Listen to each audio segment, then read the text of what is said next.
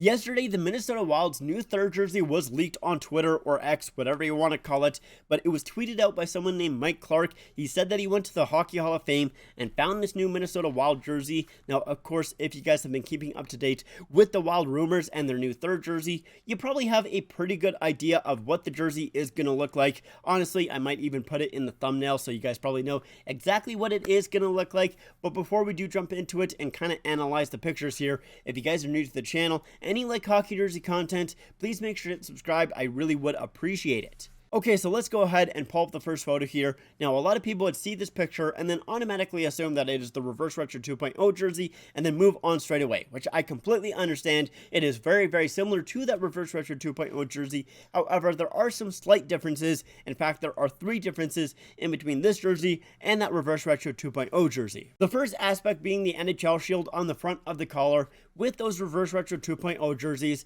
the NHL logo was colorized black and orange like it used to be back in the day, hence the retro aspect of those jerseys, and also it was made slightly differently. However, you can see on this jersey right here, it is black and silver like it is on the rest of the Adidas jerseys, and it kind of has that metallic aspect to it, once again, like it is on the other Adidas jerseys, basically all of the Adidas jerseys as well. So you can definitely tell it is not the exact same as that Reverse Retro 2.0 jersey. The second reason you can tell that it's not the exact same jersey is inside the back of the collar. With the Reverse Retro 2.0 jersey, in this case the Minnesota Wild Reverse Retro 2.0 jersey, it should actually say MIN, then have the Reverse Retro logo, then say 1970. However, we can see right here, it is just completely blank inside the back of the collar there. And then the third reason, the biggest reason I would probably say, is on the right shoulder, it does actually have a shoulder patch. Now, unfortunately, at least according to the guy who posted these images on Twitter, the jersey only has the one shoulder patch on the right-hand side.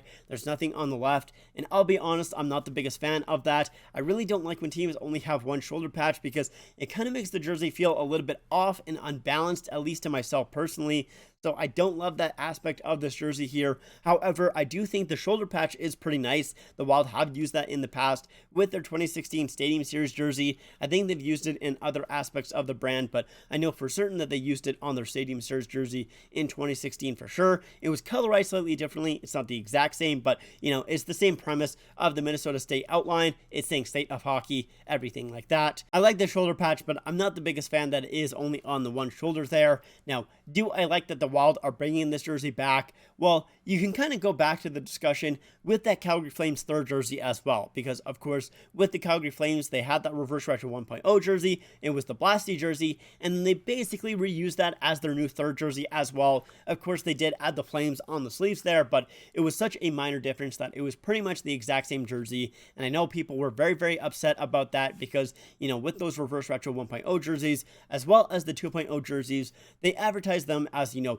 limited time jerseys. If you didn't buy them right now, you were going to miss out on them and they were never going to be sold again, and you probably would have to buy them, you know, third hand on eBay or something like that for like $300. So you better buy them right now. And then, of course, they come out as a third jersey, and you can probably wait a little bit longer to get them on sale. So I know some people were a little bit upset with that Flames jersey. I wouldn't be surprised to see this topic brought up once again once these are officially released.